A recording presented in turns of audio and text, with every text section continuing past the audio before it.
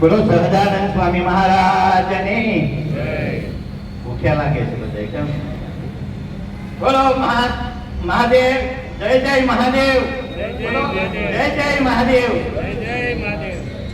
પેટમાં ખાટો જ લાગે છે, ક્યાંય વાંધો નહીં. આજે મને કાલે જ કીધું તમારે બોલાવાનું, મેં તૈયારી કરી નથી, થોડું પાછળ જાય એવું જ હોય. કાંઈ ભૂલચૂક થાય તો ક્ષમા કરજો.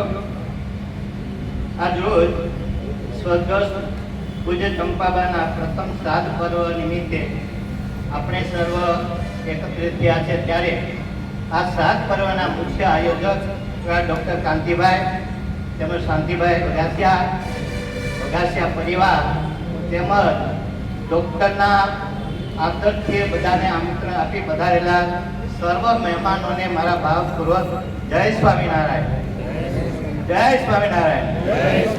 બધા મજામાં તો છો ને? ના, મને નથી લાગતું. બધા પૂછ્યા બરાબર, કઈ વાંધો નહીં.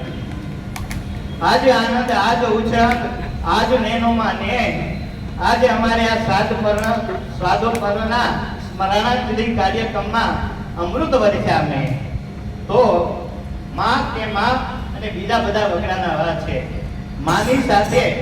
માની સાથે કોઈ પણ શબ્દ, માનો શબ્દ જ એવો છે કે એમની સાથે કોઈ પણ આવી શકે નહીં. બાળકના સંસ્કારનું સિંચન પણ માં થકી થાય છે. મહાન પુરુષોના જીવન ઘડતરમાં જો કોઈ શ્રેષ્ઠ સાધન હોય અને કોઈ પાત્ર હોય તો એ એમની માં જ છે. લાગણી સાથે આપે તે બહેન, પ્રેમપૂર્વક આપે તે ભાઈ, પ્રેમપૂર્વક આપે તે ભાઈ. તેમજ પ્રેમ પૂછીને આપે તે પિતા, પણ માગ્યા વગરની જે આપે તે માં. એ માની જોડે કોઈ આવી શકે એમ નથી. પરંતુ પૂજ્ય ચંપાબાનું જીવન ઘડતર પણ એવું જ હતું. બે ટ્રીપ આપણે જોઈ એમાં સર્વને ખ્યાલ આવી ગયો છે કે ચંપાબાનું જીવન કેવું હતું. રોજ સવારે ઉઠ્યા બાદ 2 કલાક સુધી ભગવાનનું સ્મરણ કરવાનું, સેવા પૂજા અર્ચન અને પાઠ કરવાના. વચ્ચે કોઈ પણ ફોન આવે તો લેવાનો હોય નહીં અને એક દારૂ ભગવાનનું સિંચન જ કર્યા કરવાનું. મારે છેલ્લે એમને તબિયત બરાબર રહેતી નહીં, દવાઓ પણ ખૂબ જ લેવાની થતી. એટલે મને ઘણી વખત એમનો ફોન આવે કે કથિરિયા હવે મને ભગવાન બોલાવી લે તો સારું, કારણ કે એટલો બધો મને દુખાવો થાય છે કે વાત પૂછોમાં. પણ મેં કીધું કાંઈ વાંધો નહીં, ભગવાનનું ભજન સ્મરણ કર્યા કરવાનું. બધાનો શ્વાસ આપણા પૂરા થશે ત્યારે ભગવાન ઓટોમેટિક બોલાવી દેશે. અને એમના જીવન વિશે પણ એવું જ કંઈક થયું. ઉમરાળે વલ્લભ કાકા બીમાર હતા, તેથી ભાઈએ ડોક્ટરને તૈયાર કર્યા કે તમે કાકાની ખબર કાઢી આવો, બહુ બીમાર છે. એટલે ડોક્ટર તો નીકળી ગયા. આપણે ગણપતિજીનો ઉત્સવ ચાલતો હતો, એટલે રાત્રિના 12:45 એમને બહુ તબિયત બરાબર હતી. એટલે હું વારંવાર કહેતો તમારે કોઈને ફોન નહીં કરવાના. એ કે ના, હું જ્યાં સુધી જીવીશ ત્યાં સુધી બધાને ફોન તો કરીશ. અને એ વાત પણ સત્ય છે કે દર અઠવાડિયે એક સંબંધી રહે, ઉમરાળી ગામ તેમજ બધા જ્યાં સગા સંબંધી રહેતા બધાને ફોન તો કરે અને સમાચાર પૂછે. તો ડોક્ટર તો ઉમરાળી જતા હતા રાતના 12:45 કલાક, મને યાદ છે 12:45 કલાકે મને ફોન આવ્યો. કોઈ દિવસ મારો ફોન હંમેશા રાત્રિના સમયે સાયલન્સ જ હોય, પણ કુદરતી કોને ખબર તે દિવસે મેં વધારે અવાજથી રાખ્યો ફોન. એટલે કે કથિરિયા મને કે તબિયત બરાબર નથી તો નીલુને કહો ને જલ્દી મારી પાસે આવે. મેં તરત નીલુને ફોન કર્યો અને મને એને જય સ્વામી કઈ ફોન મૂકી દીધો. આ એમનો છેલ્લો ફોન હતો.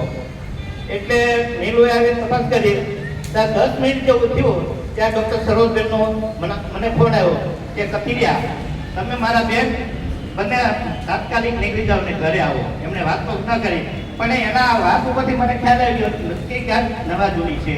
એટલે અમે તરત જ બાજુવાળાને ભલામણ કરીને તરત રાતે 1:30 વાગે અમે ઘરેથી નીકળ્યા. પરંતુ જેવા ઘરે આવ્યા તેવા માજી તો સ્વર્ગે સીધાવી ગયા હતા.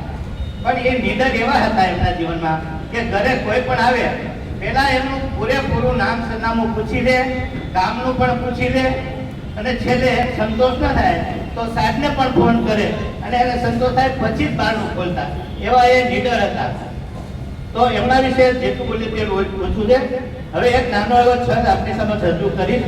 ચામડાના પૂતળા છે, આપણા શરીરનું બંધારણ છે. જે આપણા પૂતળા પશુ પક્ષી પ્રાણીઓ જે બનાવે છે એ સર્જનહાર કેવો છે. તો દલપતરામ કવિ છે, આપ બધા જાણતા જ હશો. એમના મિત્રએ એક વખત કીધું કે હે દલપતરામ, તું આવડું મોટું તિલક ચાંદો કરે છે, પણ આ ભગવાન કેવા છે એ તને ખબર છે કે?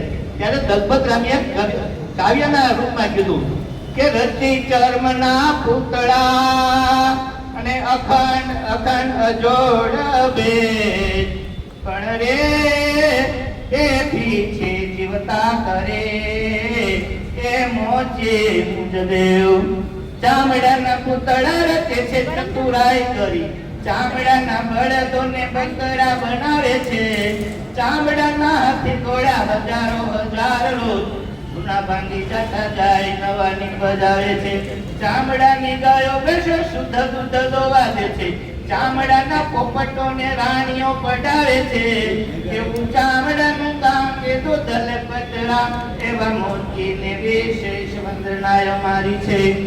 જેની જોતા ગામો ગામ પેઢીઓ ઠેઠા મોટા, ચામડાના ધંધાવાળો વડો એ વેપારી છે. જૂના જૂના ચામડાના છે ચૂરે ચૂરા કરી તે ચૂરાના તાજા રચે એવી હોશિયારી છે.